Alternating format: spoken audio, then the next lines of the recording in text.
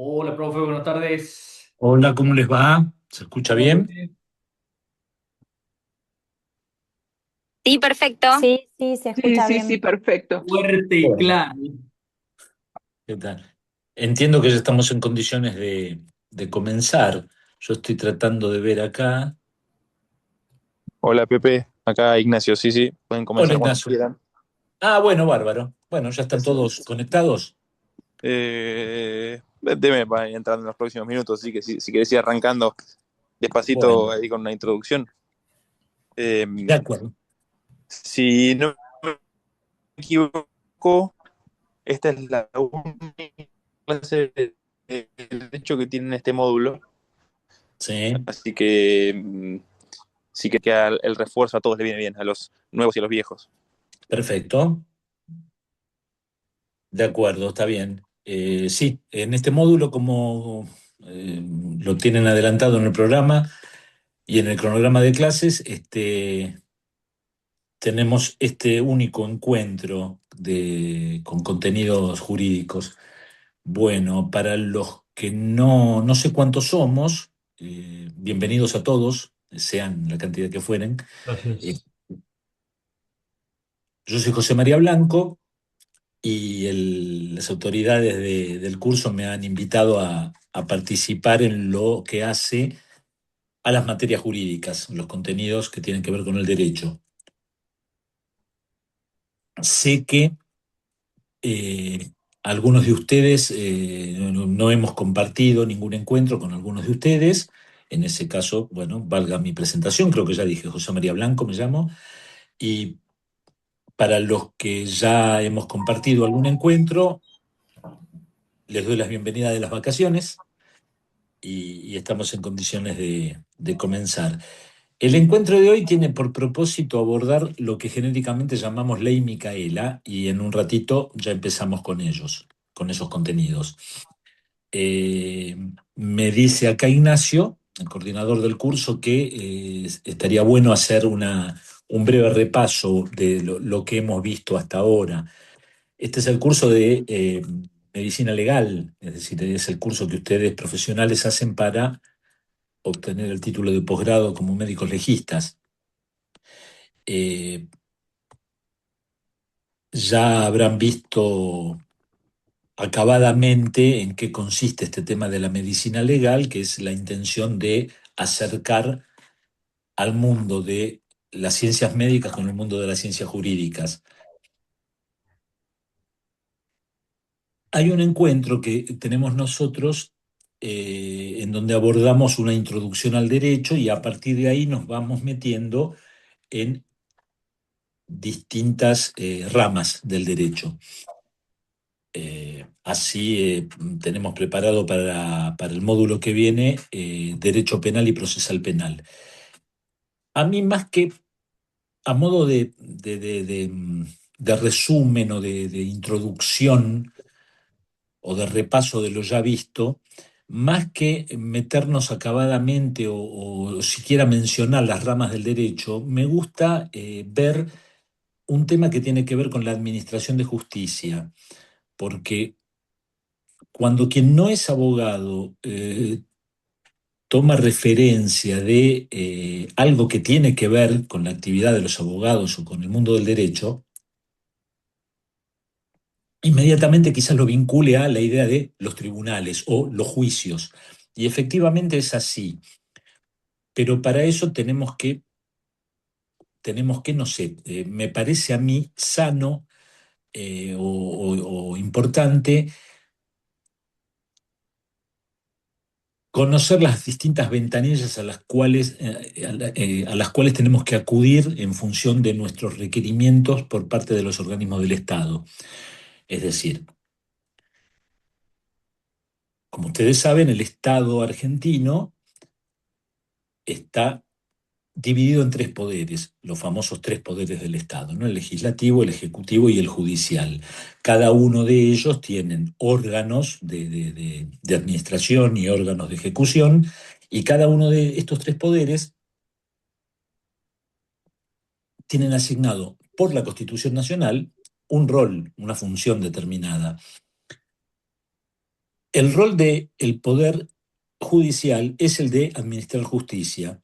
Y administrar justicia significa que en caso de controversia, en la mayoría de los casos, cuando hay controversia respecto de la titularidad o el ejercicio de un derecho por parte de los ciudadanos, el Estado es el que establece y pone fin al conflicto, es el que establece quién tiene razón en caso de conflicto.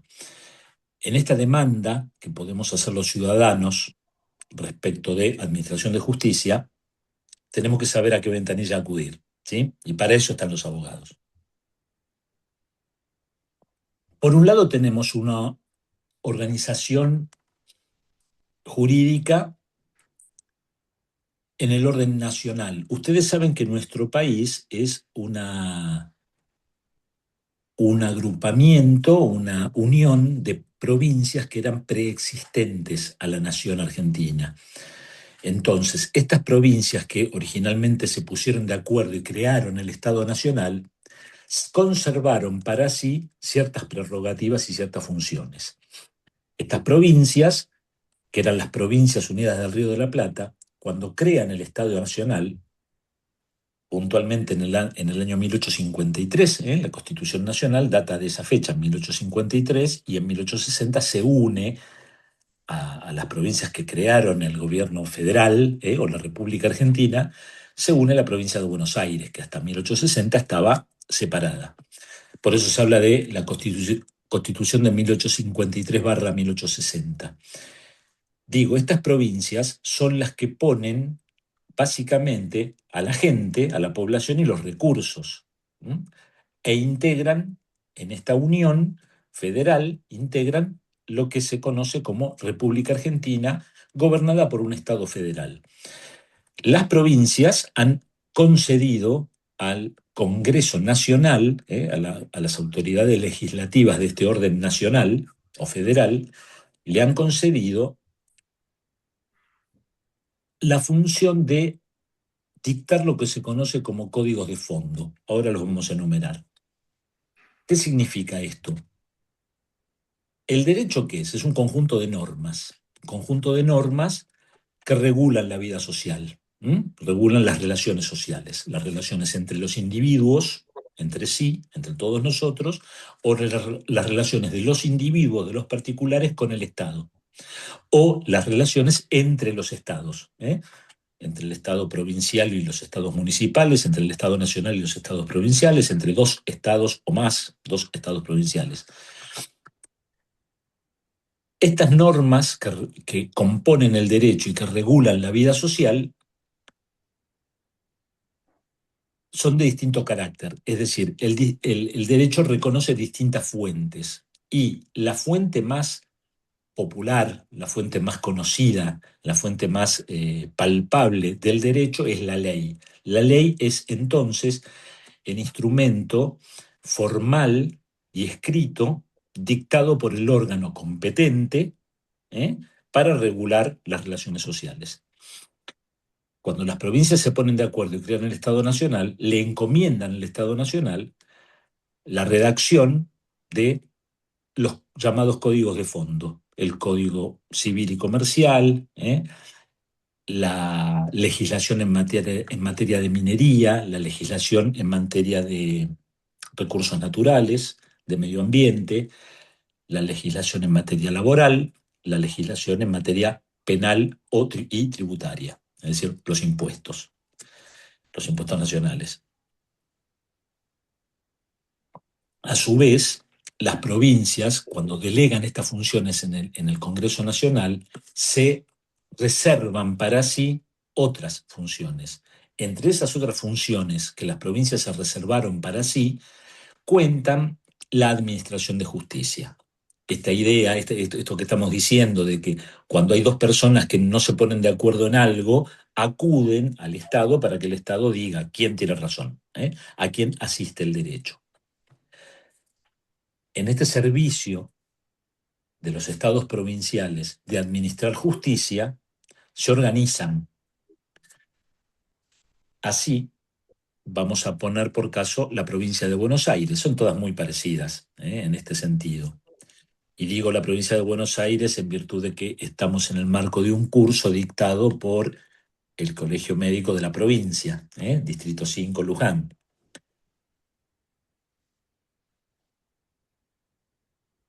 El Estado provincial, el Estado de la provincia de Buenos Aires también está dividido en 3 poderes. Un ejecutivo, encabezado por el gobernador de la provincia, un poder legislativo,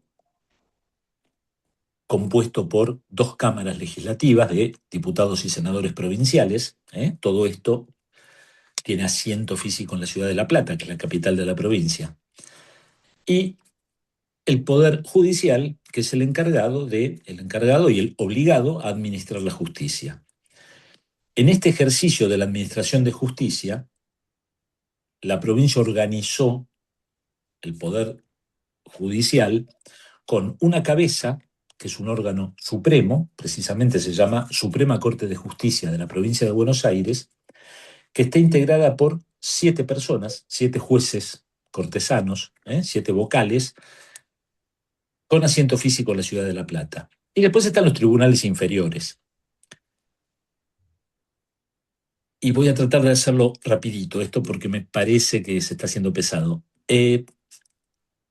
Los conflictos que pueden suscitarse entre las personas, entre los individuos, pueden ser de distinta índole.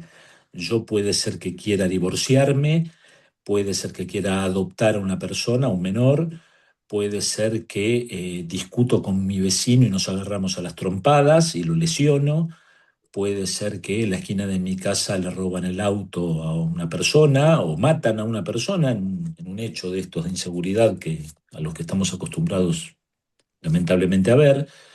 Puede ser que tenga un problema con mi socio y quiero disolver la sociedad comercial que tenemos en común.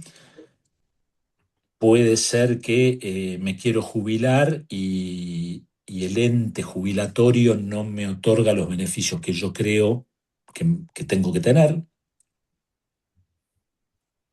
Entonces, frente a la amplia diversidad de conflictos de carácter judicial que pueden aparecer, en la provincia las tareas de la Administración de Justicia están divididas en lo que se conoce como fueros, y hay 5 fueros en la provincia. Es decir, el fuero tiene que ver con la materia, de qué tema estamos hablando. Así, en la provincia hay 5 fueros: el fuero en lo civil y comercial, el fuero de familia, el fuero en lo contencioso administrativo, el fuero del trabajo o laboral y el fuero penal. Si yo trabajo en una empresa y me echan, la indemnización la voy a reclamar ante el fuero laboral. Si tengo un accidente de tránsito y quiero reclamarle al que me rompió el auto o a su aseguradora, acudo ante el fuero en lo civil y comercial.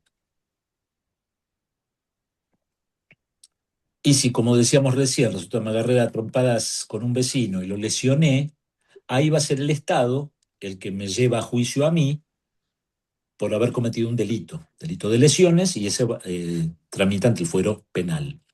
No nos vamos a meter ahora en destacar pormenorizadamente cómo son los distintos procedimientos en cada fuero. Lo que me interesa a mí es que tengan en claro que el trabajo judicial, esto es, quién resuelve los conflictos en materia de derecho entre las personas, está repartido en 5 materias, en 5 categorías a las que se lo llaman fueros.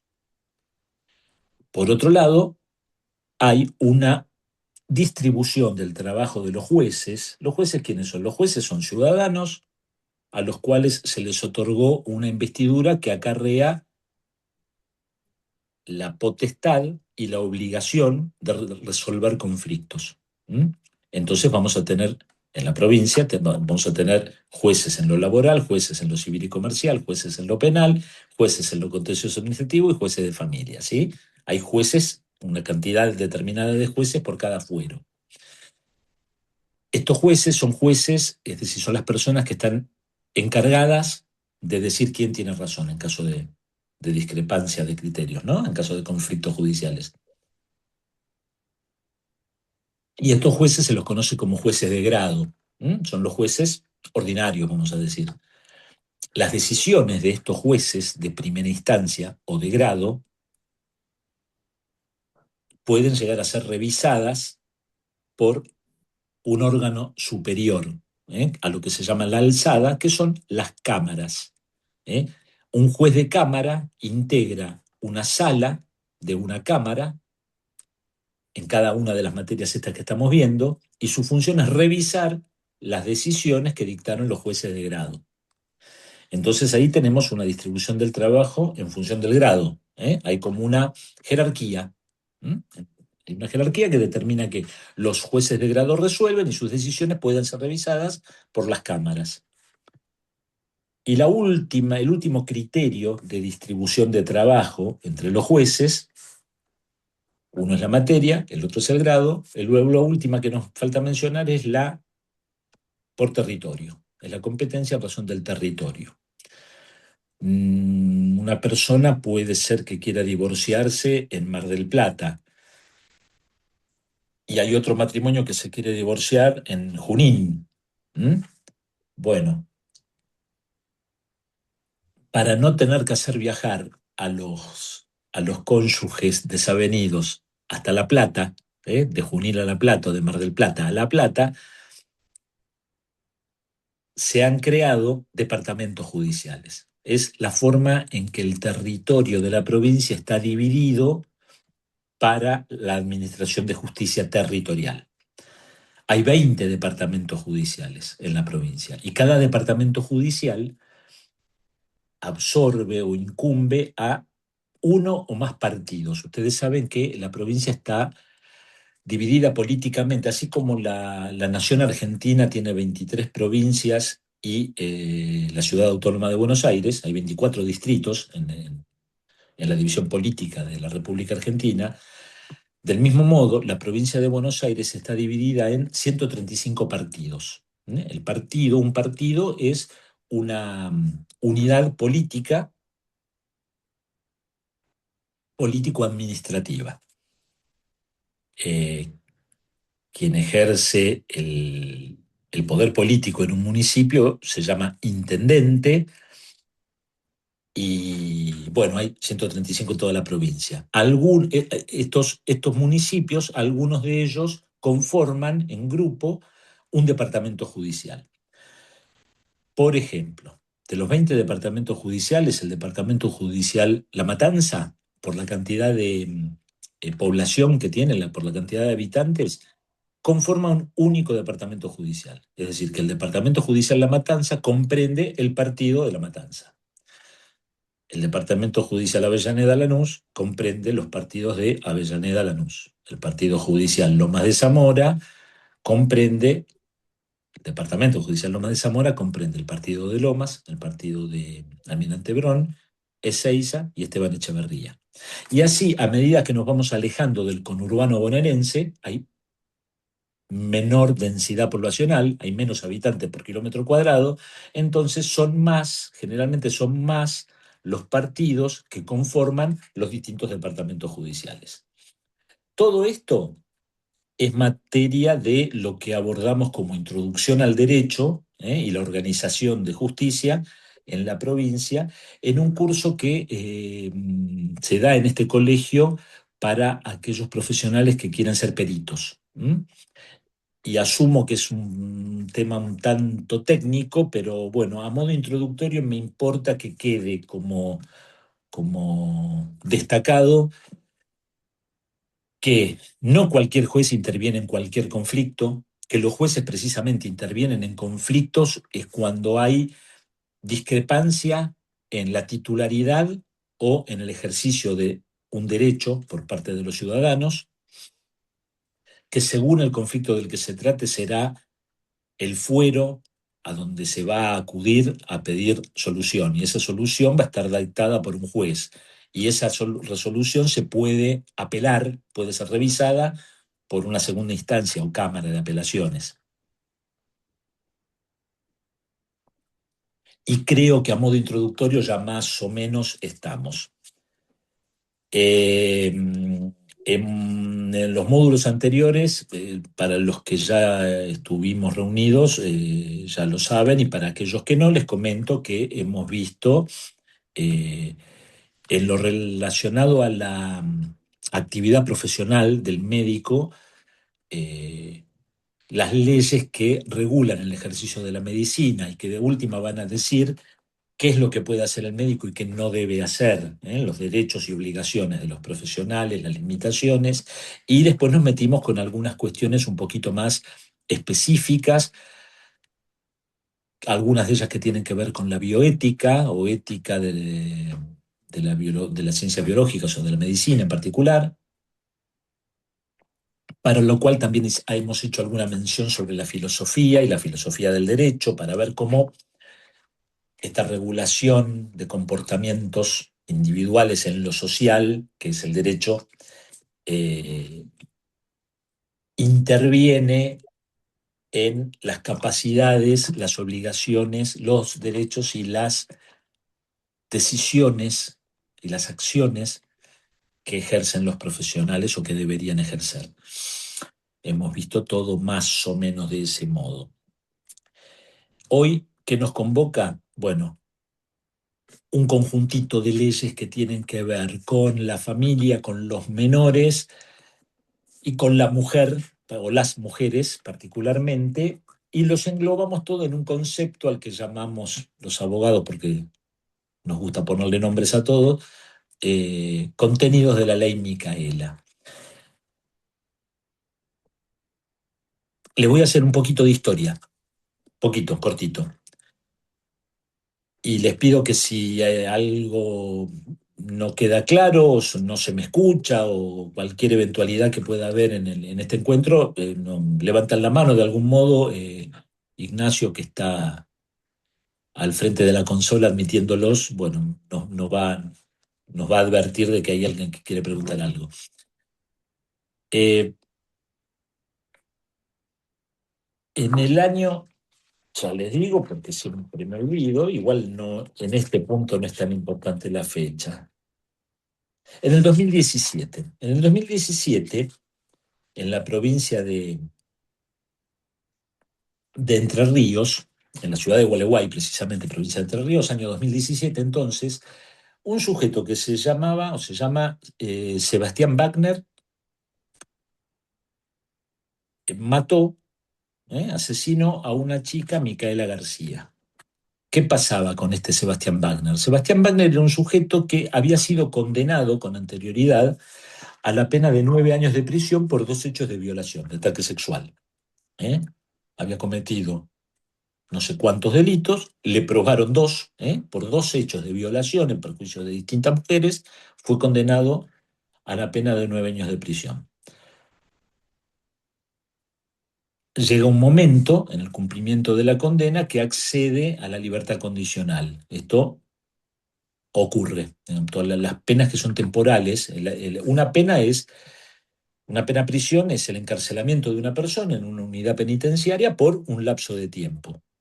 Y pasado determinada cantidad de la condena de ese lapso de tiempo, el sujeto, el condenado, puede, no siempre, pero tiene el derecho de acceder a lo que se llama libertad condicional, es decir, deja de estar preso para volver a la vida civil. Condicional, ¿por qué? A condición de que no cometa un nuevo delito. Si lo comete, borrón y cuenta nueva, empezamos de vuelta. No empezamos de vuelta, pero está debiendo la parte de la condena y pierde el beneficio de la libertad condicional. Este muchacho Sebastián Wagner estaba en ejercicio de la libertad condicional, estaba libre por las calles y ataca a Micaela García, que era una ex de él, una exnovia, y la mata. Y esto motivó una indignación popular y mediática, y el planteo de qué es lo que estamos haciendo con los presos, particularmente con los condenados por delitos de índole sexual, condenado por violación, cómo opera esto de la libertad condicional, está bien que el juez le haya otorgado ese beneficio de libertad condicional o no. Todas estas cuestiones se pusieron en la tapete y a la opinión pública en su momento, y esto motivó una respuesta legislativa. Es muy habitual que cuando ocurre algo que conmociona a la población, sea por genuino o sea por operación mediática, no viene tanto el caso, muchas veces el poder político a través de la legislación, a través del Congreso, legisla. Legisla con la convicción de que, o con la intención de enderezar el cauce de las cosas. Se advirtió que este muchacho no tendría que haber estado en libertad condicional. Se advirtió que algunos entendieron que si hubiera seguido preso a Micaela García no lo hubiera matado. Podemos suponer que eso mismo hubiera ocurrido después. No importa, lo cierto es que se discutió en el Congreso y salió la ley llamada Micaela. Es la ley nacional 27499 del año 2019, y es una ley que lo que hace es imponer la obligación de capacitación en materia de perspectiva de género para todos los funcionarios de los tres poderes del Estado, o de los tres poderes de los estados, nacional, provinciales y municipal. Es decir, que toda aquella persona que sea empleado o funcionario de un municipio, del Consejo Deliberante, de la legislatura provincial, del Poder Judicial de la provincia, como en mi caso, del Ejecutivo provincial o de los ejecutivos, del Ejecutivo, Legislativo y Judicial del orden nacional, todos tenemos que hacer los cursos que se van dictando consecuentemente, referidos a la perspectiva de género.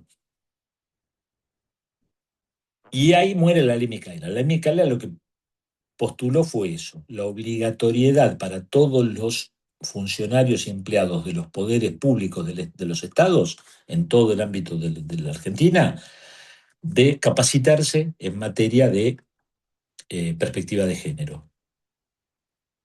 Esta obligación doctor, también. ¿y perdón, qué objetivo tendría? Digo, que no lo veo como muy claro. Es que vamos despacito, porque vamos a ver por qué aparece como Bien. importante, por qué aparece como importante capacitarse en perspectiva de género. Vamos a ir despacito. Eso, lo que les comenté fue la intro histórica de por qué la ley Micaela se llama Micaela, es decir, por qué hay una ley que se llama ley Micaela y cuál es el contenido. Otras leyes también se les pone algún nombre y tienen que ver con agravar algún delito o con imponer algún tipo de obligación a las personas. Esta ley, Micaela en particular, establece la obligatoriedad de los que componen los tres poderes del Estado en todo el territorio de la Argentina de capacitarse en perspectiva de género. ¿Cuál es la importancia de eso? Creo que lo podemos concluir habiendo avanzado sobre los contenidos de hoy, me parece. O no, o por ahí no, pero bueno, vamos a intentarlo. El tema de la perspectiva de género. ¿Perspectiva de género qué? La perspectiva de género básicamente es una herramienta analítica, lo que abordamos al referirnos a perspectiva de género es tener las herramientas o los instrumentos de análisis sobre los hechos para transformar o para equiparar las desigualdades que históricamente venimos arrastrando entre los hombres y las mujeres. Hablar de perspectiva de género es asumir o reconocer que la situación en la vida real de las mujeres es distinta a la de los hombres, o lo fue si es que triunfaron, no sé, pero me explico. Perspectiva de género implica deconstruir lo que se llama patriarcado. Ahora vamos a avanzar sobre eso. Estos temas también tienen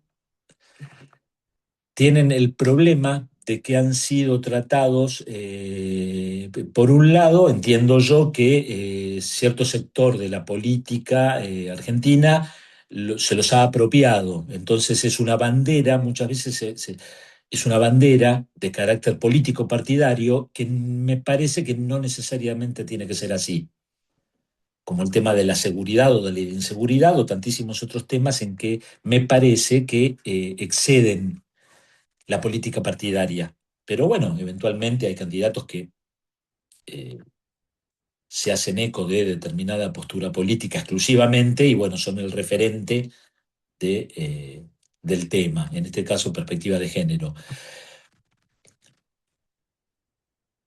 Bueno, vamos a ir desarrollando el tema. Porque, ¿por qué estamos hablando de esto? Estamos hablando de esto porque en el 2019 salió la ley Micaela, que nos obliga a hablar de esto. Ahora bien, 2019, ¿qué es lo que pasó antes? ¿Por qué en el siglo XXI empezó y cobró relevancia y notoriedad los temas que tienen que ver con las políticas de género y antes no? ¿Por qué hace 50 años, justo 50 años, ayer hicieron 50 años de un golpe de Estado en nuestro país? Por suerte hace bastantes años que no tenemos golpes de Estado, pero digo, ¿por qué durante el siglo XX no se hablaba de estos temas? O se hablaba poco, o había pocos logros desde el feminismo. Entonces vamos a ver un poquito cómo fue armándose la cosa para que hoy, en el siglo XX, este tema esté en todas las agendas, por lo menos del mundo occidental. Durante el siglo XXI, todos los estados, todos los países occidentales han abierto su agenda a los temas, a las políticas de género.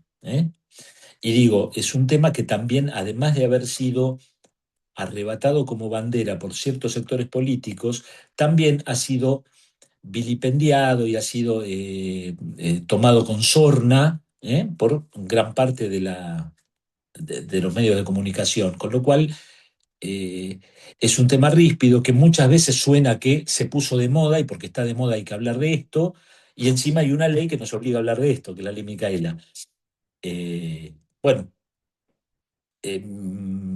la mejor intención que puedo tener es que cuando terminemos este encuentro cada uno pueda tomar una conclusión, si es que ya no la tiene o si es que no, ¿cómo es?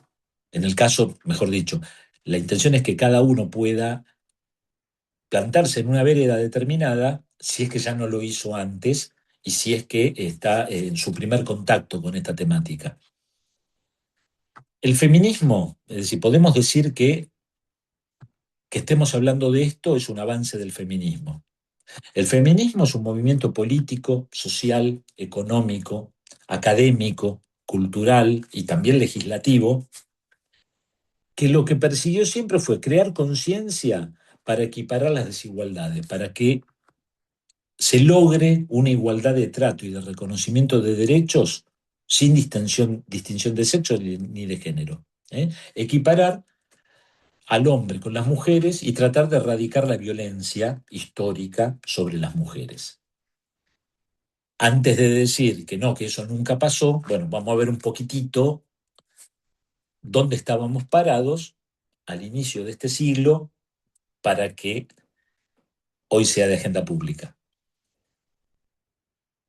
No, ustedes saben que hay en el marco de, hay organismos internacionales, como ser Naciones Unidas, como ser la Organización de los Estados Americanos, hay un montón. En el marco de esos organismos internacionales, que así como las Provincias Unidas del Río de la Plata crearon a la República Argentina, los organismos internacionales han sido creados jurídicamente a partir de los distintos acuerdos entre distintos estados nacionales soberanos. Los países se ponen de acuerdo y crean un organismo internacional. Y con eso siempre delegan soberanía un poquito en distintas materias en esos organismos internacionales.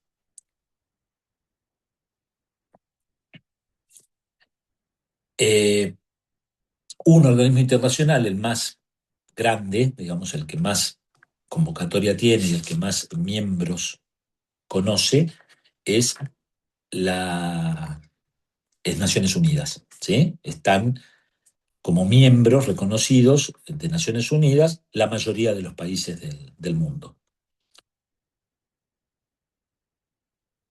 Por distintas razones, algunos países no participan, porque no participan voluntariamente, y algunos otros países tienen un reconocimiento, en tanto Estado soberano, reconocimientos parciales. Pero la mayoría de los países que conocemos y que podemos distinguir en el mapa mundi, integran Naciones Unidas. No había una convención internacional sobre los derechos de las mujeres. Naciones Unidas fue creado en 1948, poco después de terminada la Segunda Guerra, conocida como Segunda Guerra Mundial. Y como antecedente al feminismo podemos contar la Convención de Seneca Falls en el estado de Nueva York, Estados Unidos, de 1848, es decir, muy anterior a Naciones Unidas. En Estados Unidos se ha producido la Declaración de Seneca Falls, que es una declaración político-jurídica, que reconoce el derecho al voto.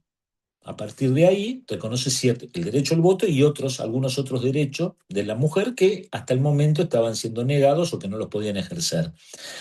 Y esta convención de Seneca Falls es aceptada con los años como el texto fundacional del feminismo y la declaración de los principios fundamentales del feminismo, que todo va a conducir a buscar la igualdad de derechos o de ejercicio de los derechos. Ustedes saben que el 8 de marzo, hace poquito, los días 8 de marzo de cada año se celebra el Día Internacional de la Mujer. El color distintivo del feminismo es el morado, y esto tiene un origen sobre una convención que se hizo en la ciudad de Copenhague, Dinamarca, en 1910, que se estableció que el 8 de marzo era el Día Internacional de la Mujer Trabajadora. Por extensión, posteriormente, se conoce al 8 de marzo como llanamente el Día Internacional de la Mujer. Y lo del color morado, hay básicamente dos teorías. Una que sostiene que surge de la combinación de el rosa y el azul, el rosa distintivo de lo femenino y el azul de lo masculino, y combinando ambos colores surge el morado o violeta. Y hay otra teoría que dice que eso obedeció al incendio de una fábrica en la ciudad de Nueva York,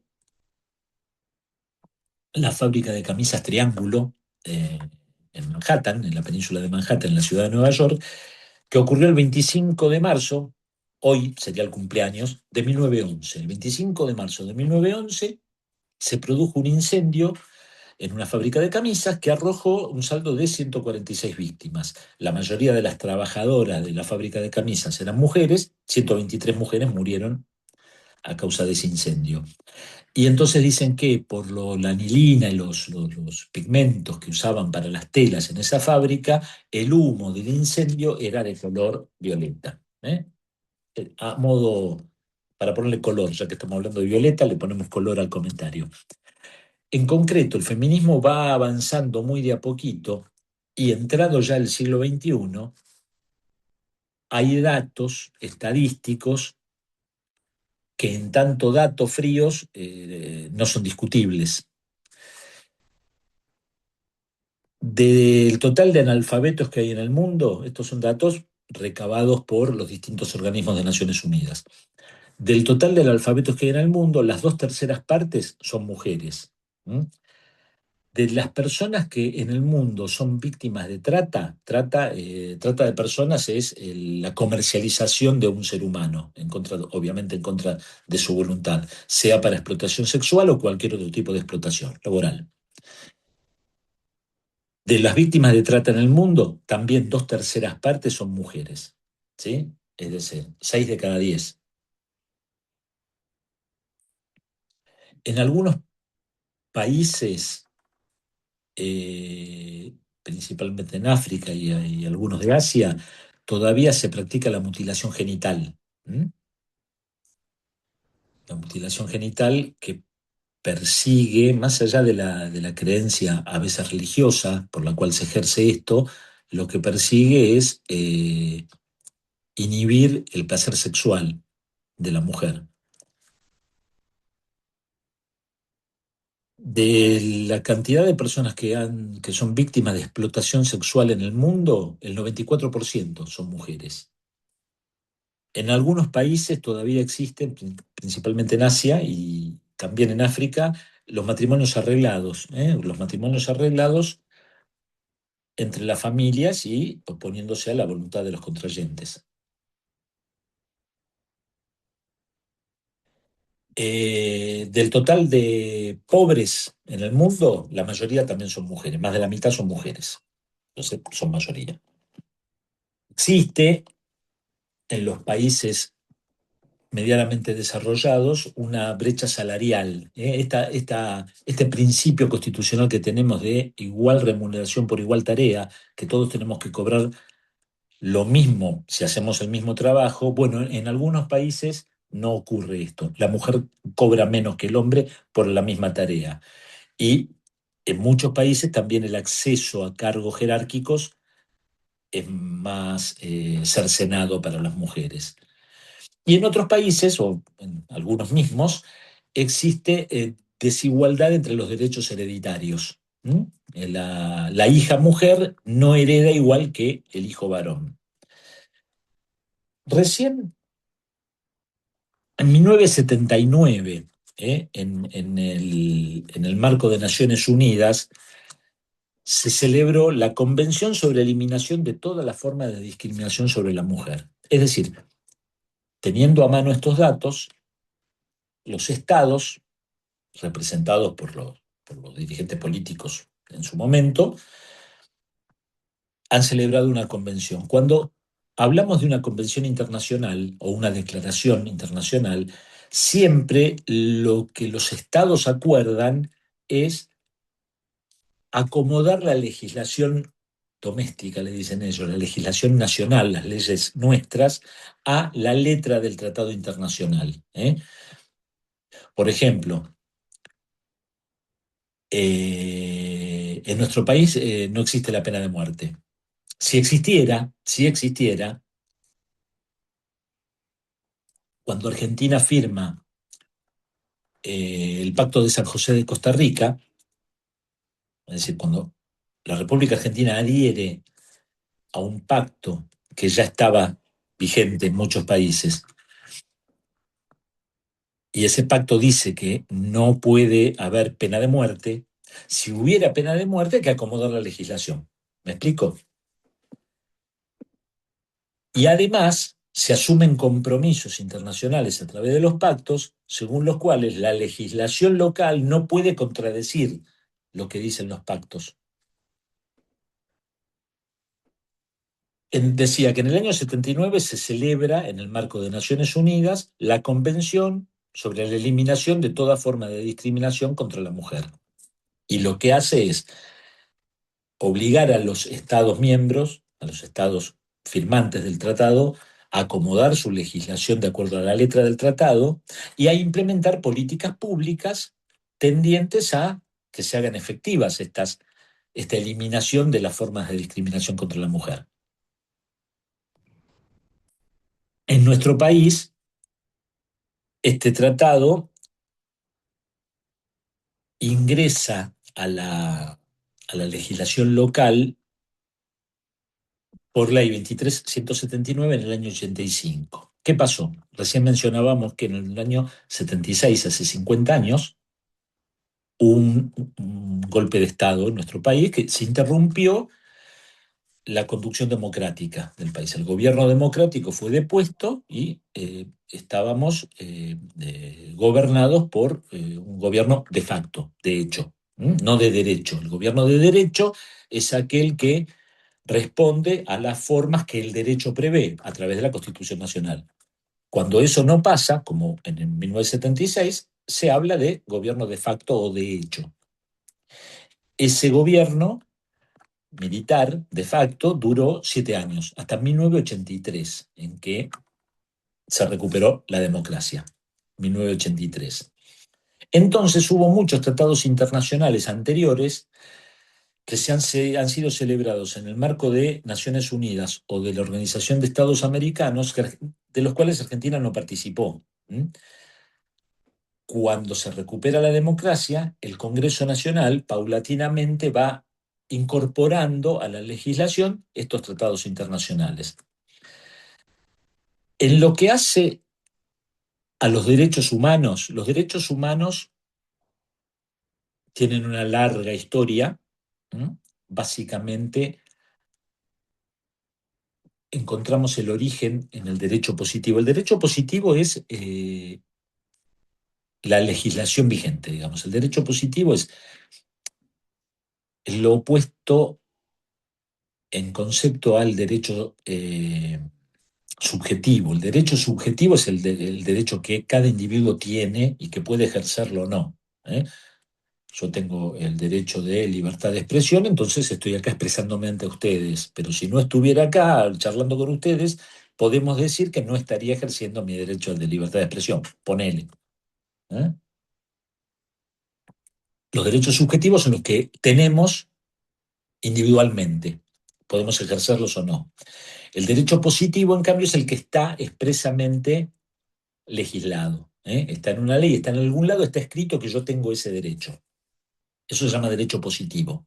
Cuando una ley dice que todos tenemos derecho a una vivienda digna, bueno, hay un derecho positivo que respalda ese derecho subjetivo que yo tengo. Pero bueno, no quiero embrollarme. Decía que los derechos humanos aparecen en el derecho positivo, es decir, son reconocidos por los estados, hacia la segunda mitad del siglo XVIII, con la Revolución Francesa, con la independencia de los Estados Unidos de América. Ahí empieza a aparecer en documentos escritos el reconocimiento por parte del Estado de que el individuo, el ser humano, tiene derechos por el solo evento de ser humano, por el solo hecho de haber nacido con forma humana, tengo derechos que son inalienables, no los puedo transferir, son míos y de nadie más, son de cada individuo, quiero decir, y no porque me lo haya prestado otro, lo tengo porque soy yo. Imprescriptibles, me acompañan toda la vida, se terminan cuando yo me muero, e insoslayables, es decir, ni el propio Estado puede pasar por encima de esos derechos. Y esto es lo que se conoce como derechos humanos. Básicamente son el derecho a la vida, nadie me puede matar, nadie tiene derecho a matarme. El derecho a la integridad física, nadie tiene derecho a lastimarme. El derecho a la libertad ambulatoria, nadie tiene derecho a encerrarme en ningún lugar.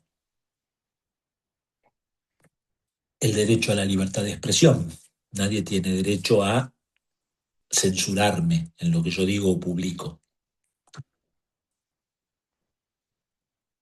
Y bueno, básicamente son hechos. Son llamados derechos humanos de primera generación y me dirán, y bueno, pero si nadie tiene derecho a encerrarte, ¿cómo es que hay gente que está presa? Precisamente por aquello de que, esto lo escucharon, ningún derecho es absoluto, todos reconocen limitaciones a partir de las leyes que determinan su ejercicio.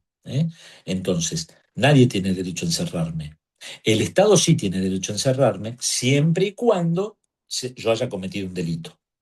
Y un delito castigado con la pena privativa de la libertad.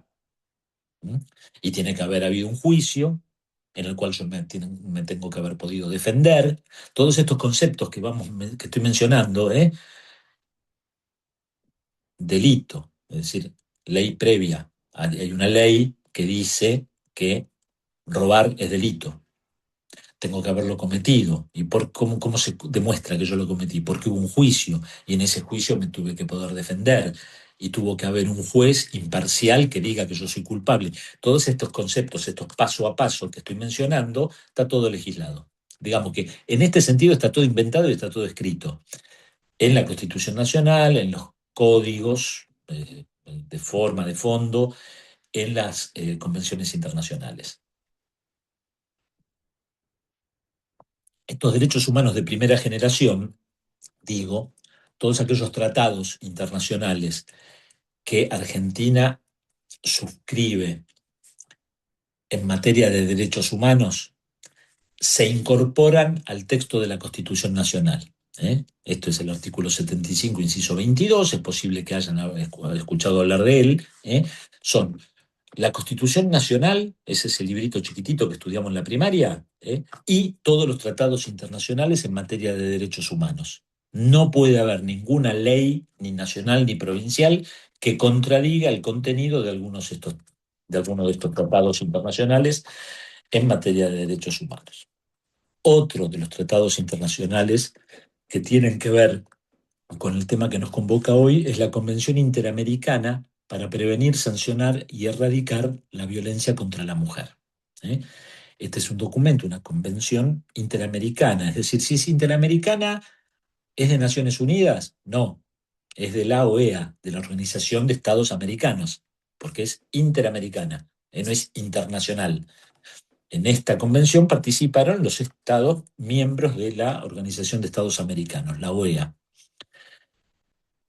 Esta convención se celebró en 1994 en la ciudad de Brasil que se llama Belém do Pará. Entonces se llama la Convención de Belém do Pará. Y fíjense que hablamos del 94, 1994, ya sobre el final del siglo XX. Por eso es que durante el siglo XXI hemos hablado tanto en las legislaturas y en los medios de comunicación y a veces en los bares o en las mesas familiares del tema este del machismo, el patriarcado, el feminismo, los derechos de la mujer, la desigualdad. Y ahora nos vamos a meter un ratito con la identidad de género. De todo eso se habla ahora y antes no se hablaba. Y fíjense que internacionalmente los estados tomaron en cuenta el tema y le dieron entidad o seriedad en 1994 en América. Esta convención de Belém do Pará define a la violencia ejercida contra la mujer, incumbe, digamos, engloba a la violencia contra la mujer, tanto la violencia física como la violencia sexual o psicológica. Y también después se ha hablado de violencia económica, por aquello que venimos arrastrando de que, como te dicen los curas cuando te casás, que el hombre es el proveedor y la mujer alegra el hogar con su presencia. Aquella idea de que el que trabaja es el hombre y la mujer tiene la obligación de criar a los chicos y de cuidar la casa, eso ha venido siendo arrastrado durante mucho tiempo y la industrialización y la urbanización que tuvo lugar durante todo el siglo XX cambió la realidad, y eso hizo necesario el cambio de paradigma legislativo, de paradigma jurídico.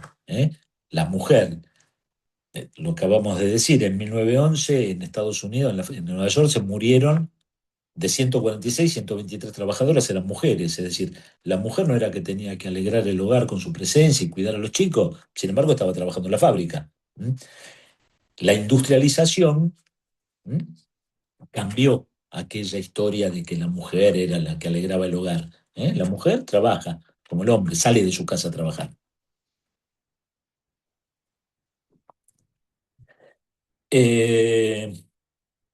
Bueno, de esto se los menciono, pero no vale la pena detenernos. En las letras de Yogyakarta, en una ciudad de Indonesia, en el 2006, se establecen en el marco de Naciones Unidas las reglas para la aplicación internacional de derechos humanos en la orientación sexual y identidad de género. Digamos, lo que aparece en 2006 ya a nivel internacional es la discusión sobre el tema de género. En un ratito nos vamos a meter de lleno en eso. Hasta ahora lo que tenemos es una leve evolución histórica del feminismo como movimiento y cuáles han sido los logros institucionales, cómo es que los estados fueron haciéndose cargo de este tema. En nuestro país, en materia de adecuación de la legislación local o doméstica a la letra de los tratados internacionales firmados, se ha modificado el Código Penal. Ustedes saben, el Código Penal es una una descripción, un conjunto, un menú. Es un menú, es un conjunto de descripciones de conductas a las que se le aplica una sanción. La sociedad, todos nosotros, en el Congreso Nacional, a través de nuestros representantes, nos ponemos de acuerdo en que hay cosas que no nos gustan. Hay conductas que consideramos disvaliosas. Por ejemplo, matar a otro. No queremos una sociedad en donde si me llevo mal con alguien puedo matarlo. No, decimos que eso lo reprobamos. Matar a otro está mal. Entonces, ¿qué le pasa al que mata a otro? El Código Penal dice, va a prisión de 8 a 25 años. Eso es un artículo del Código Penal. Eso es lo que se llama un tipo penal. Eso es lo que se llama delito, en abstracto. No hace falta que nadie mate a nadie, pero la ley ya dice de antemano que el que mata a otro va preso de 8 a 25 años. En el Código Penal, así como está la figura del homicidio simple, que es la que acabo de mencionar, el que matare a otro, hay figuras agravadas, hay homicidios que son agravados. Y si son agravados, en vez de 8 a 25 años de prisión, prevén una pena más severa. En el caso concreto de los homicidios agravados, la pena es la de prisión perpetua.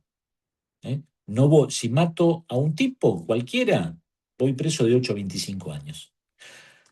Si mato a mi papá, voy preso hasta que me muera, perpetua.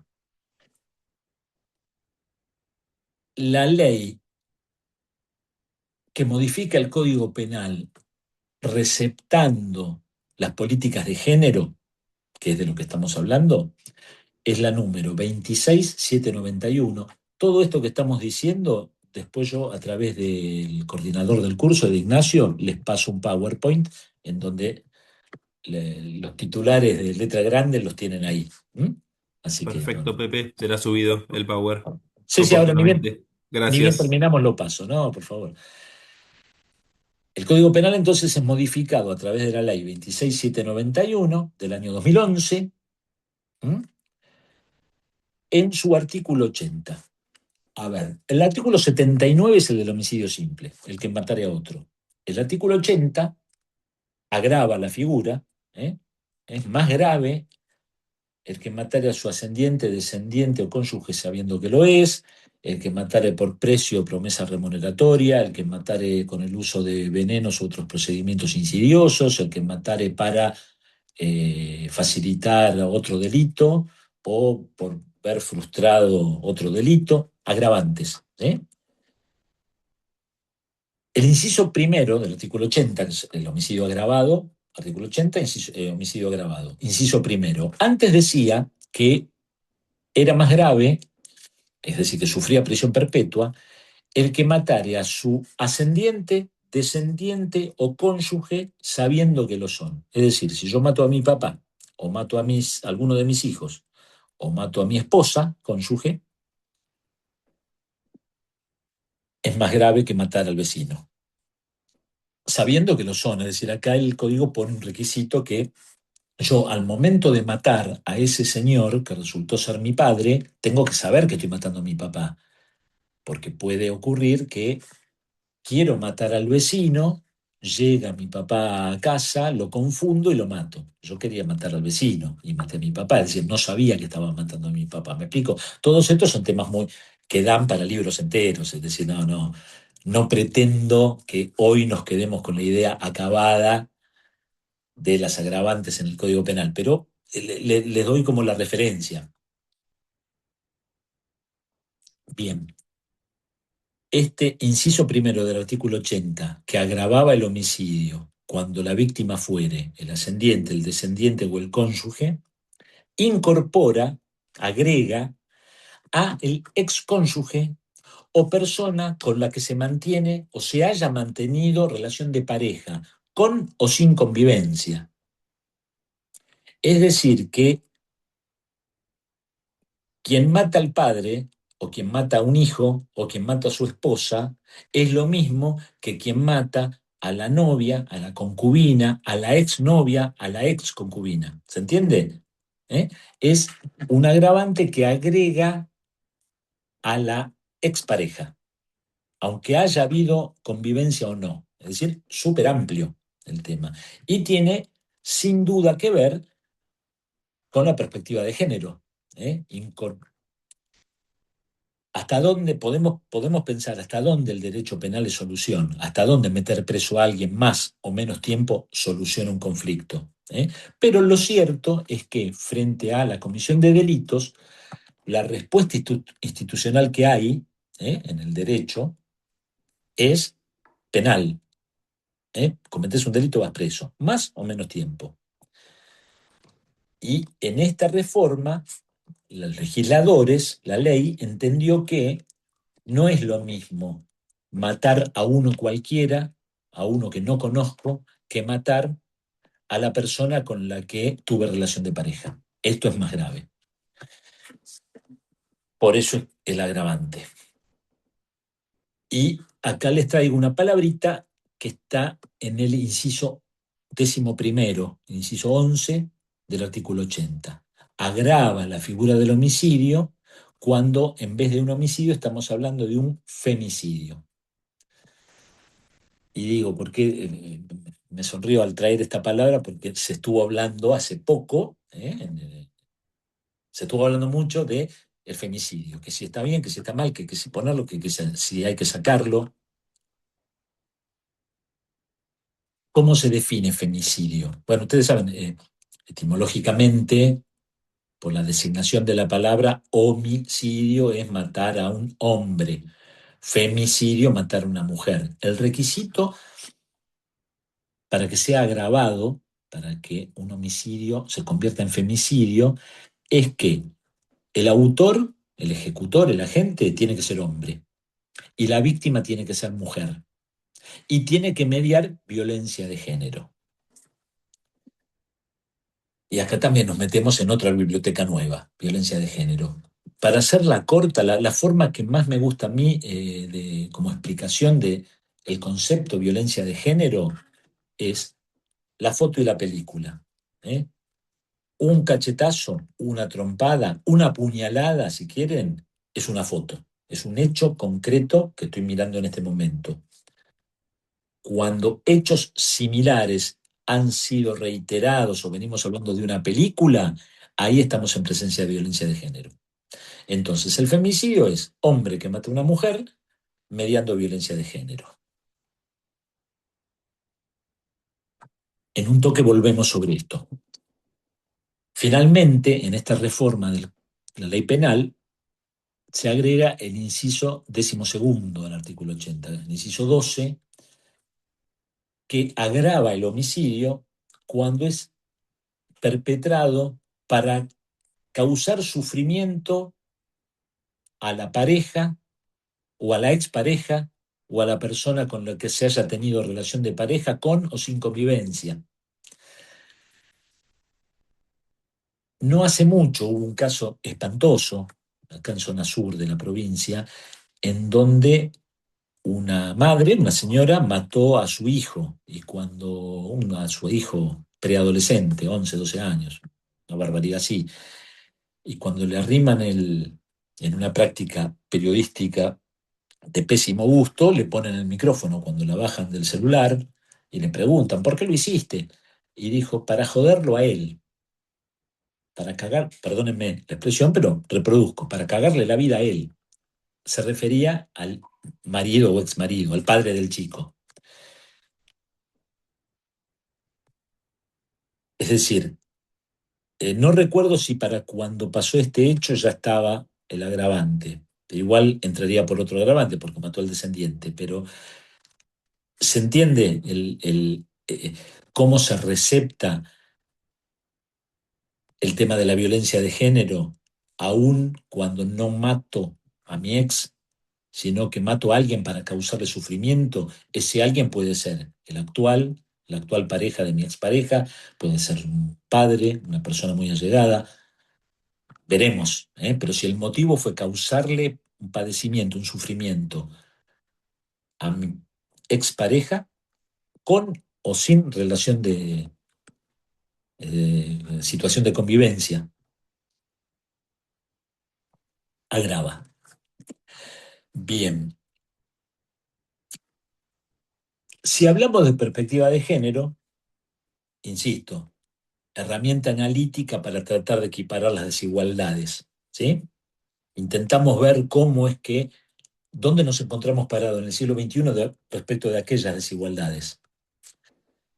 Hay un instrumento que se llama acciones positivas.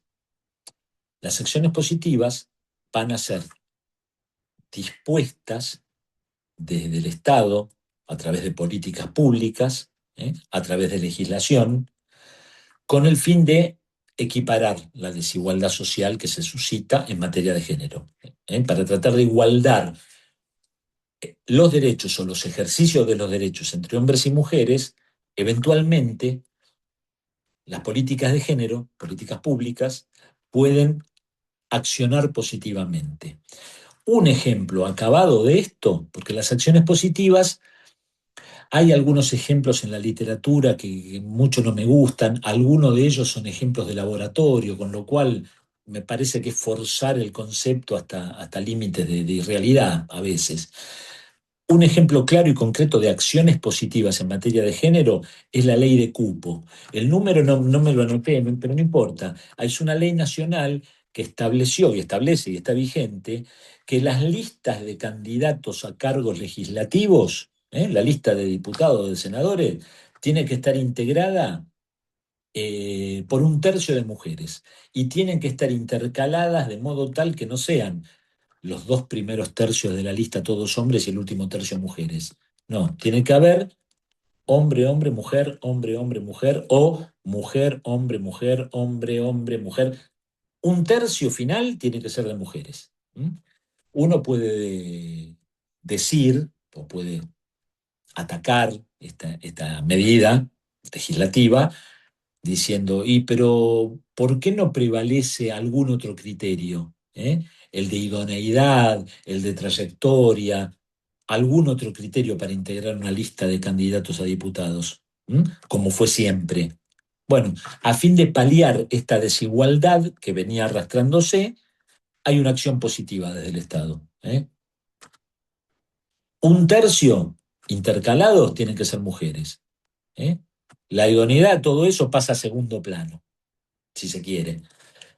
Eso es un ejemplo que mejor me parece a mí que ilustra la idea de acciones positivas. Esta ley Micaela, que nos impone a los que trabajamos en el Estado, yo trabajo en el Poder Judicial de la provincia, nos impone la obligación de capacitarnos en esta materia. Y a ustedes, participantes del curso de medicina legal, se los impone el programa del curso. Más allá de donde se desempeñe cada uno, cuando se diseñó, se dispusieron los contenidos teóricos del curso, se dispuso que tienen que ver ley Micaela. Entonces yo podría mencionar solamente de qué trata la ley Micaela, pero me parece que no tiene sentido si no hacemos este recorrido con el fin de graficar las desigualdades y los efectos que ha tenido el llamado patriarcado en la vida cotidiana de muchos de nosotros. Otras leyes, además de la ley Micaela dijimos que es la 27499 del 2019.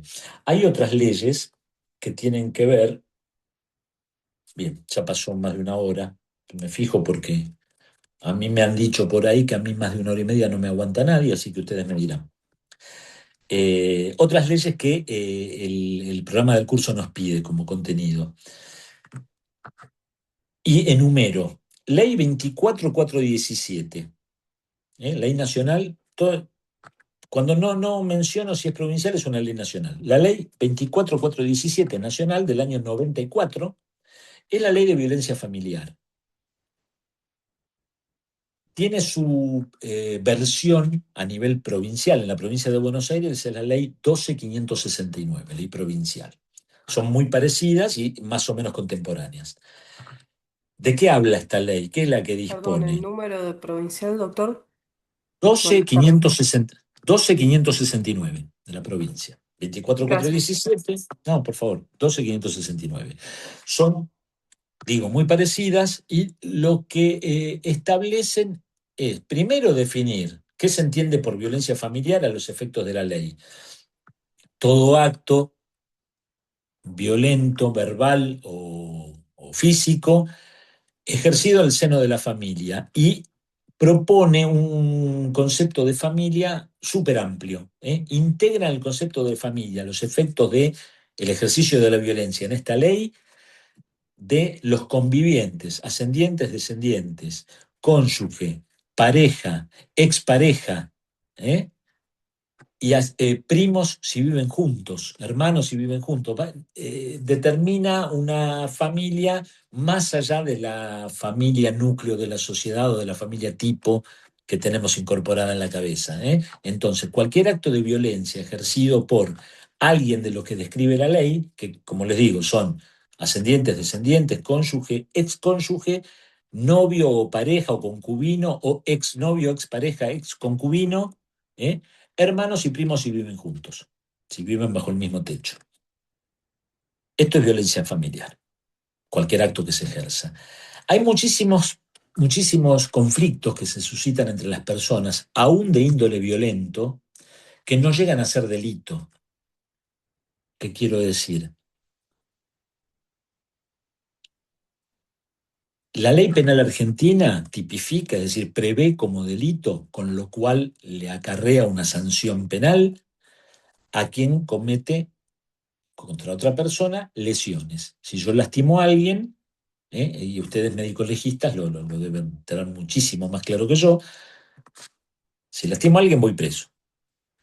Lo puedo lastimar levemente, si se cura antes de un mes, lo puedo lastimar gravemente, las lesiones son graves cuando para su recuperación demandan más de un mes, o lo puedo lesionar gravísimamente, la pérdida de un miembro, de un sentido, en fin, el Código Penal lo ilustra. ¿Cuáles son las lesiones leves, graves o gravísimas? En consonancia con la gravedad de la lesión, será la pena, la gravedad de la pena. Va preso más tiempo el que comete lesiones gravísimas que el que comete lesiones leves. Eso tiene que ver con la violencia física. Y la intención es resguardar el derecho a la integridad física de las personas.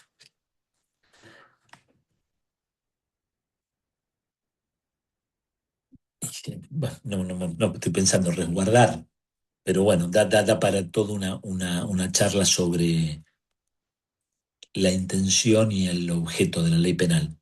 No me quiero meter ahora porque no nos vamos más.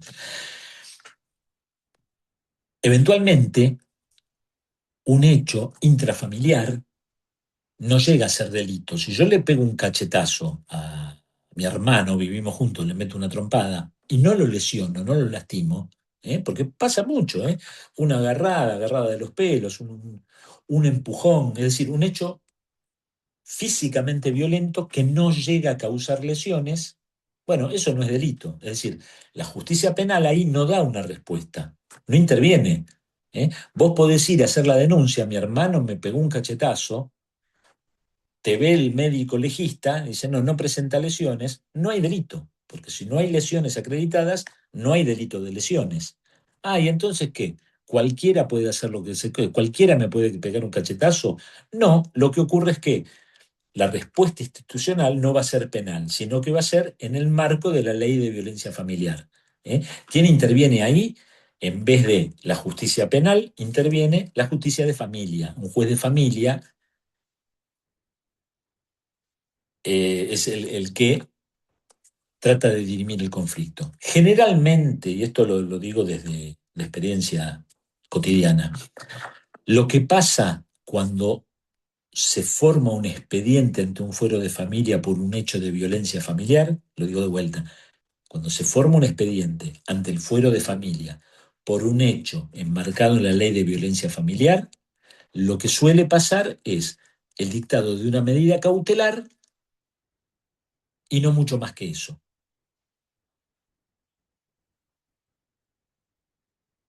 Puede haber una conciliación entre las partes.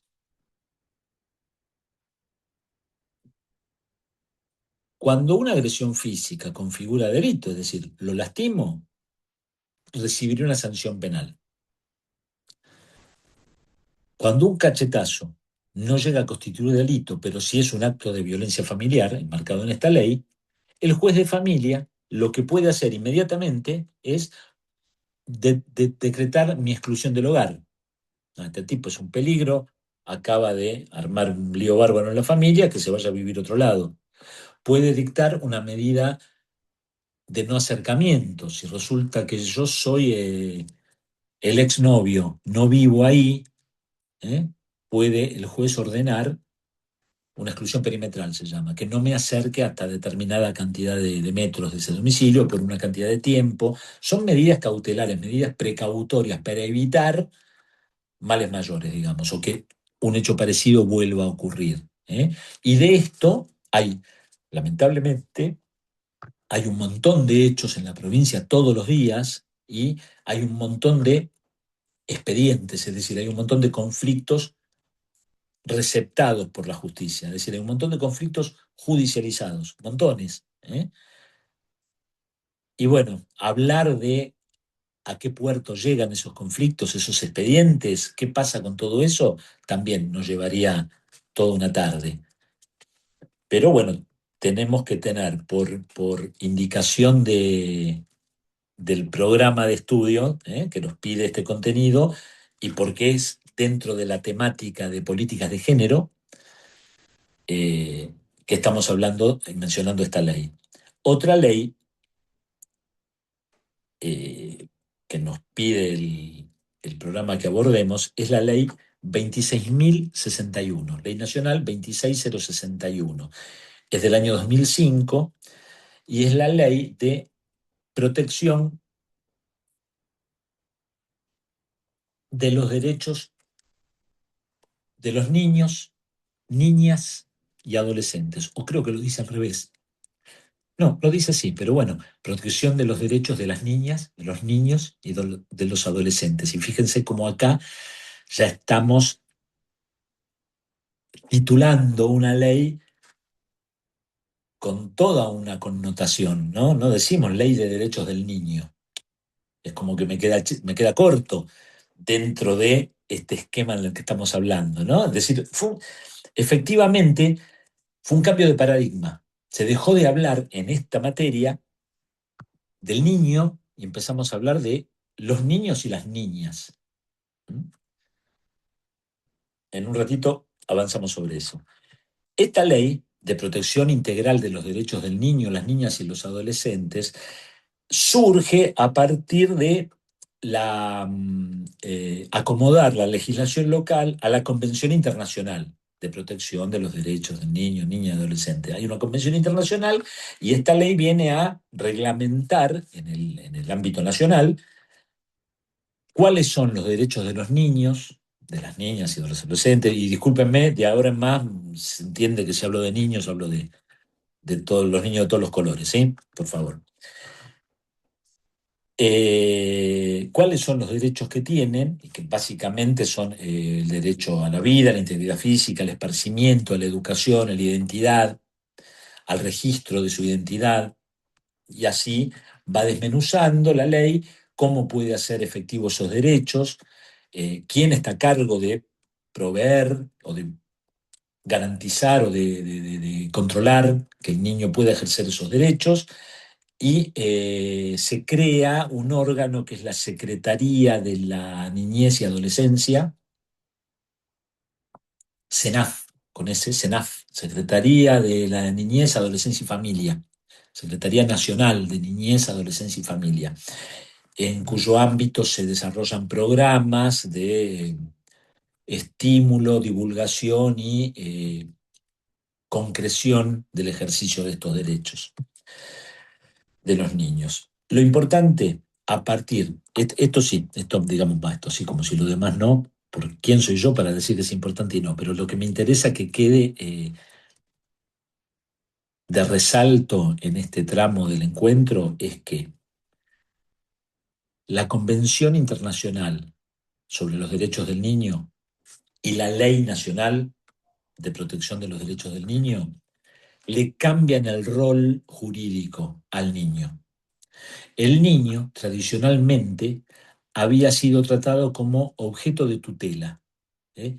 El niño, cuando tiene un conflicto legal o cuando queda huérfano o cuando es sometido a explotación laboral o a explotación sexual o cuando es víctima de un delito, era objeto de tutela. Era a falta o ante la carencia en el ejercicio de la tutela por parte de los padres o de los tutores, un niño en lo regular tiene padres, a veces los dos, algunas veces uno solo, a veces ninguno, padres biológicos, entonces aparece o un padre adoptivo o un tutor. Cuando la cosa no funciona bien y el niño está en una necesidad o en una situación de desamparo, el Estado. Y el Estado tutelaba. En este sentido, había una vieja ley que se llamaba la Ley Agote, era la Ley 11.903 de principios del siglo XX, en donde el juez de menores en el orden nacional era un poco más que los padres. Era el papá Estado, era la representación del Estado en una persona respecto de los niños que tenían algún problema. En el orden de la provincia, la ley provincial del niño era la 10.067. Muy parecida a la ley Agote, la ley nacional, y también el juez de menores disponía, podía incluso llegar a quitarle la patria potestad a los padres, y disponía tanto de los menores víctimas, de los menores así que estaban en un problema de desamparo, como a los menores víctimas de un delito, como a los menores imputados de la comisión de delito. Entonces, cuando un menor lo agarraba a la policía robando, era sometido a la autoridad del juez de menores. Esta idea de que el menor es un objeto de tutela, es un ente, no una persona, más o menos, medio persona, que el Estado tiene que tutelar, fue reemplazado por la idea de que el menor es sujeto de derecho. Y en tanto sujeto de derechos, el Estado le garantiza el ejercicio de esos derechos de alguna forma. Uno de los derechos que le garantiza el Estado, a través de la Convención y de la Ley 26061, es el derecho a ser oído. Y lo dice así la ley: el menor tiene derecho a ser oído de acuerdo a sus capacidades comunicacionales, no me acuerdo qué palabra usa. Es decir, ¿qué pasa cuando un menor se disputan la tenencia de un menor los progenitores? Y si el menor tiene, qué sé yo, 12, 13, 14 años, sí, le podemos preguntar, ¿con quién querés vivir? Pero si es más chiquito, a veces no. Y entonces ahí se dispone una batería de profesiones y profesionales al servicio de escuchar al menor. A veces a través de dibujos, a veces a través de prácticas o de procedimientos que los psicólogos, los psicopedagogos conocen y yo no, la verdad no tengo idea. Pero bueno, el derecho a ser oído que tiene el menor, junto a los otros derechos, conforman lo que se llama el interés superior del niño. Entonces, lo que me interesa que quede, como dije recién, resalto, que quede grabado acá, es que en función de la Ley de Protección Integral de los Derechos del Niño, el niño deja de ser considerado objeto de tutela para ser considerado sujeto de derechos, y lo que prevalece ante otra cuestión jurídica es el interés superior del niño. Si hay discrepancia entre el interés del niño y el interés de cualquier otro, prevalece el interés del niño, porque es superior. Y esto, imagínense, es tan ambiguo, ¿no? Hablar del interés superior del niño. Ahí puedo meter tantas cuestiones como la Perdón, realidad nos no que ofrezca, ¿no? interrumpa, pero Sí. esa ley, yo trabajo casi todos los días con eso. Y Ajá, buenísimo. porque yo soy psiquiatra infantil. Entonces, suena bien, pero en la práctica es un desastre. porque los chicos que llegan no son chicos, vamos a decir, en una situación que uno dice se separan, son divinos los padres. Digamos, esta situación de la escucha, se situaciones catastróficas donde el chico tampoco puede, tiene todas las capacidades como para, o sea, las tiene, ¿no? Pero es, digamos, en la práctica, digamos, también la autonomía progresiva es un lío, bueno, los servicios locales no ayudan, bueno, tampoco hay lugares donde los reciban, entonces siempre le ponen palos en la rueda, pero la autonomía progresiva, entonces se va a vivir con la tía, entonces después cambia y dice, no, mejor me voy con papá, no, mejor me voy con él. Entonces siempre está eso como comodín, ah, no, pero el chico dijo, ¿no? Digo, nada, es No, es sin un duda, no, pero es que comentario, no, sí, no hace nada la clase, digo, pero suena bien de afuera porque qué divino que escuchan al chico, pero después... sí. ¿Qué hacemos con eso que escuchamos, no? ¿Y qué posibilidades tiene este Estado tan, eh, que tan floridamente dice cosas? Las leyes declaman mucho y a veces nos mienten, en el sentido de que muchas cosas que se dicen legislativamente o se prevén legislativamente son de imposible realización por múltiples factores, muchas veces económico, pero no económico en la economía familiar o individual, digamos económico desde un Estado rico o un Estado no rico, ¿no? Entonces las limitaciones Sí. muchas veces vienen por ahí. Ahí la compañera mencionó los servicios locales y eso no lo he mencionado. Así como funciona la CENAF, que mencionaba recién, en el ámbito de la justicia nacional, es decir, en la ciudad de Buenos Aires. En la provincia de Buenos Aires están los servicios locales de protección y promoción de los derechos del niño, que funcionan en el ámbito del municipio.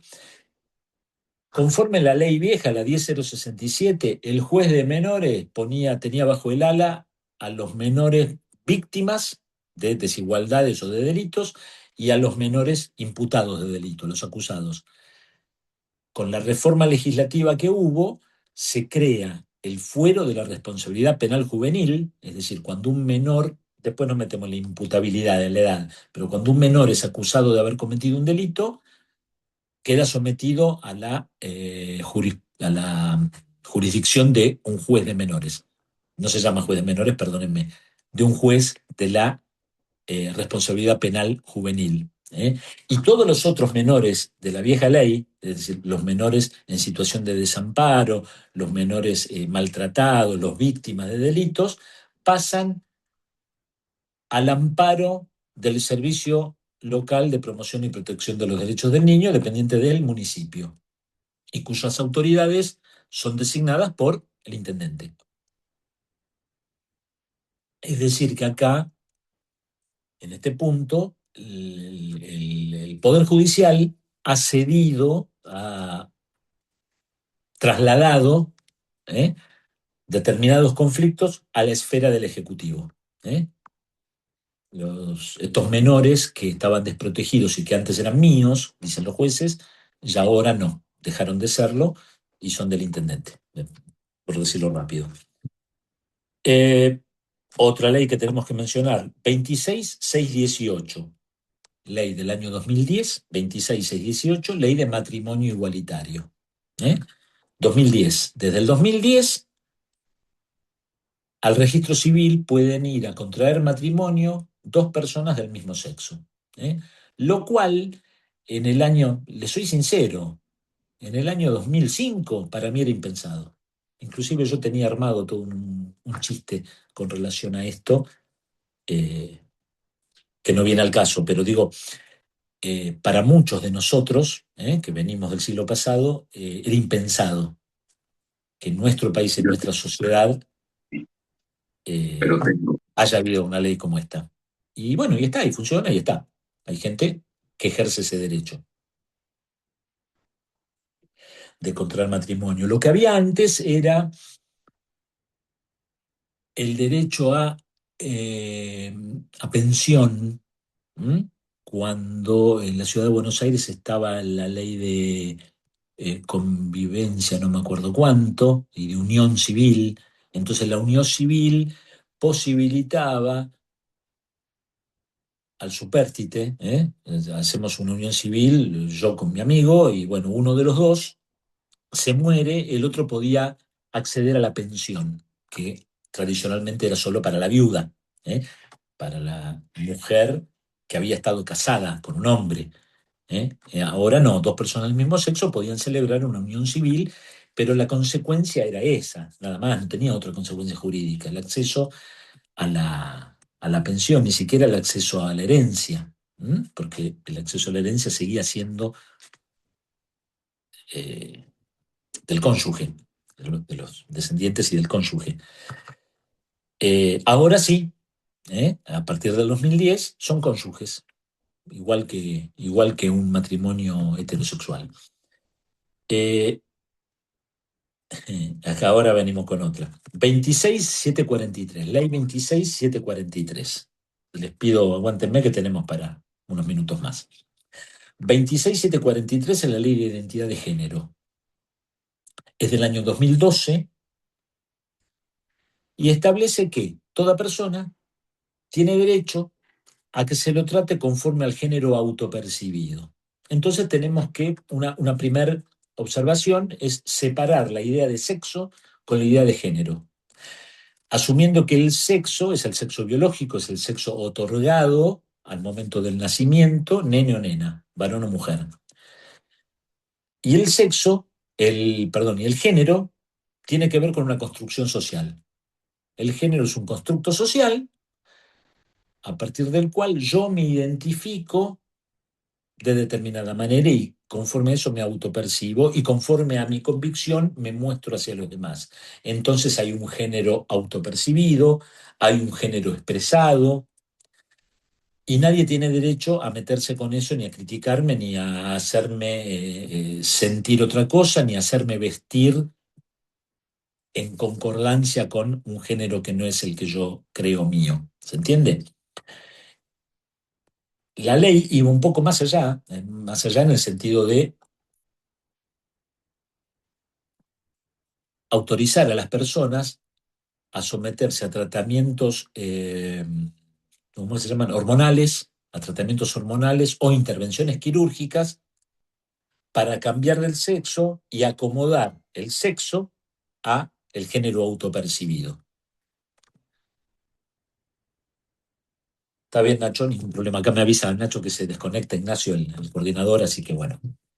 ¿Se entiende? Y ustedes como Tengo una médicos... pregunta, Sí. disculpe. ¿El alcance de esta ley también es para los menores o cómo es eso? No, Pues no ahora me voy. acuerdo bien, la he leído, pero Ahora voy. ya ahora no. Porque es el Gracias, tema más sensible, quizás. gracias.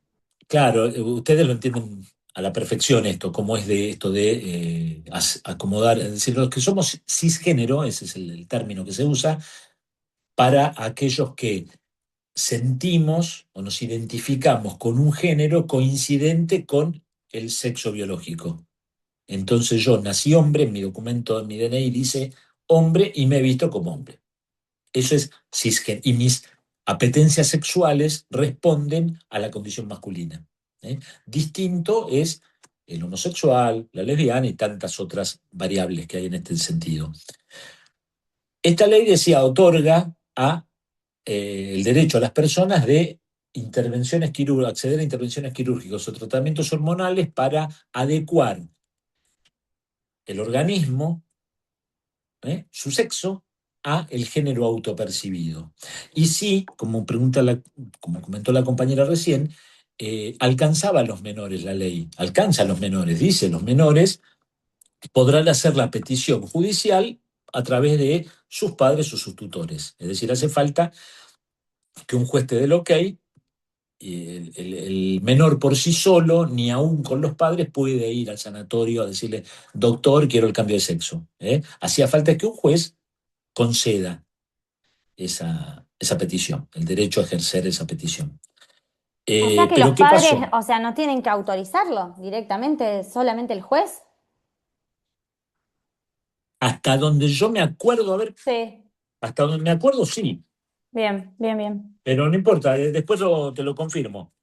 Eso te lo confirmo, para no perder tiempo ahora. si bastaba la autorización de los padres, artículo 5.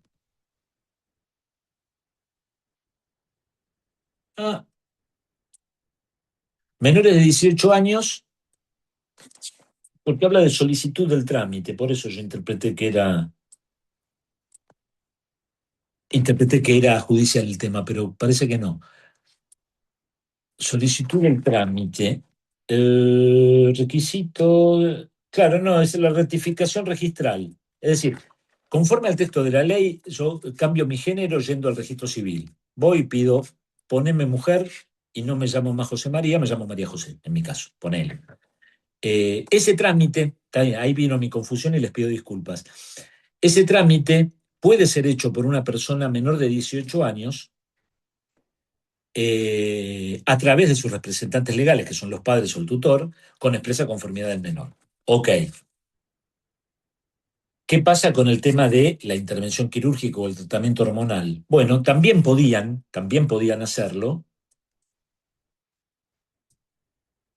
pero el decreto 6225,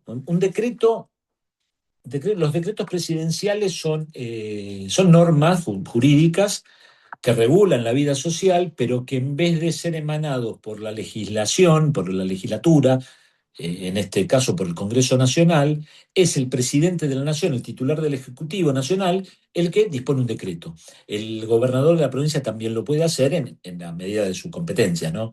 Si está modificando una ley nacional, no puede modificarla el gobernador a través de un decreto. El presidente de la Nación sí. Y en los decretos, que son los famosos DNU, decretos de necesidad de urgencia, a veces son atacados a través de amparos que hace la ciudadanía, que hacen organizaciones, porque entienden que el contenido de un decreto es inconstitucional, es decir, que no obedece al orden constitucional. Por ejemplo, por decreto, el presidente de la Nación no puede imponer pena de muerte, por ejemplo. Eso es claramente inconstitucional y es un ejemplo tan burdo que es fácil de entender. Por eso a veces los decretos van y vienen. Decreto de necesidad de urgencia después requiere eventualmente la aprobación de la legislatura, del Congreso Nacional en este caso. En concreto, los menores que podían, a partir de sus representantes, acceder a una intervención de cambio de sexo, conforme el decreto 6225, no lo pueden hacer. Y dice concretamente, las personas de menos de 18 años no podrán acceder a las intervenciones y tratamientos a los que hace referencia el artículo 11 de la ley. Y ahí tenemos más o menos el tema de identidad de género. Lo que me importa a mí es esto.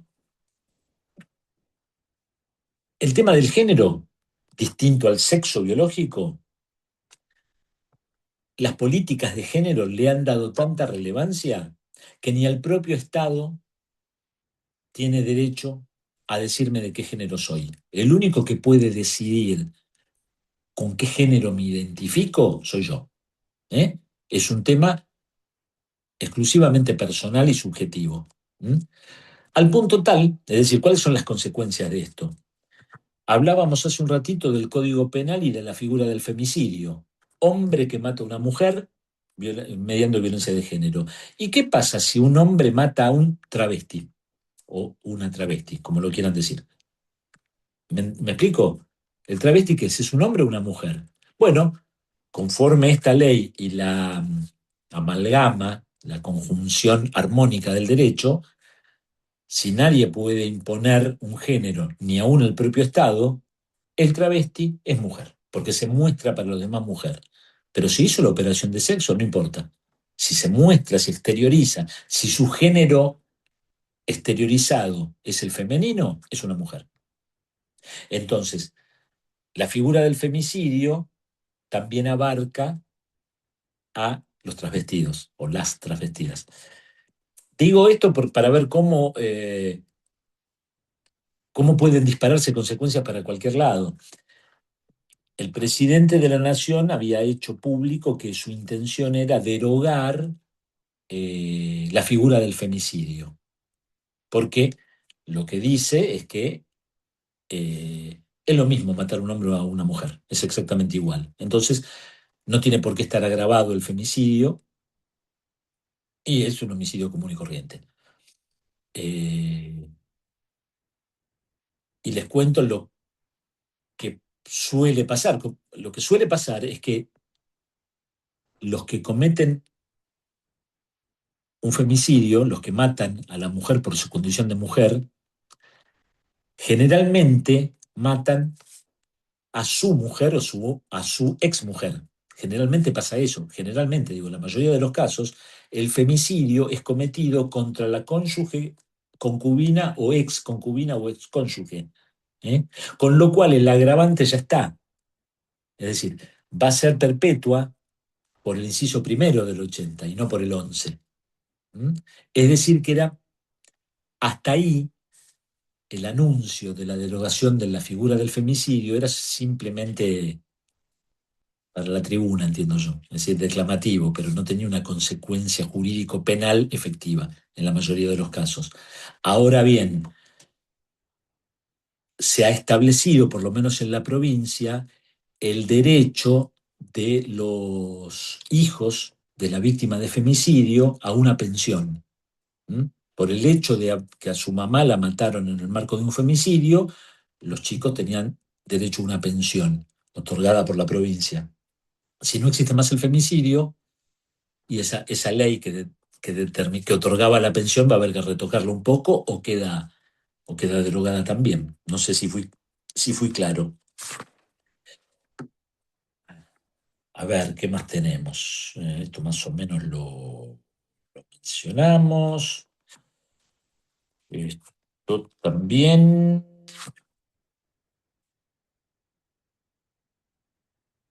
Bueno, para su gratificación les comento que los contenidos de los que teníamos que hablar hoy ya están. Digamos que el encuentro de hoy, por mi parte, terminó. Abro la inquietud a preguntas, si es que tienen, sobre los temas que vimos, y les comento que a través de Ignacio, del coordinador, le voy a pasar el PowerPoint, que es como un cuadro sinóptico de lo que estuvimos viendo.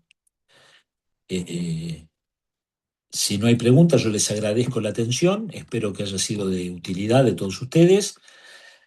Y este primer cuatrimestre no nos encontramos más, nos estaríamos viendo en el segundo cuatrimestre del año, en donde tenemos que abordar ley de salud mental, que va a ser algo más parecido a lo que comentaba la compañera psiquiatra infantil, y tenemos que ver trasplantes de órganos, y tenemos que ver derecho penal y procesal, y me parece que nada más. Esos van a ser los encuentros de la segunda parte del módulo, del cuarto módulo de esta especialización en lo que hace derecho.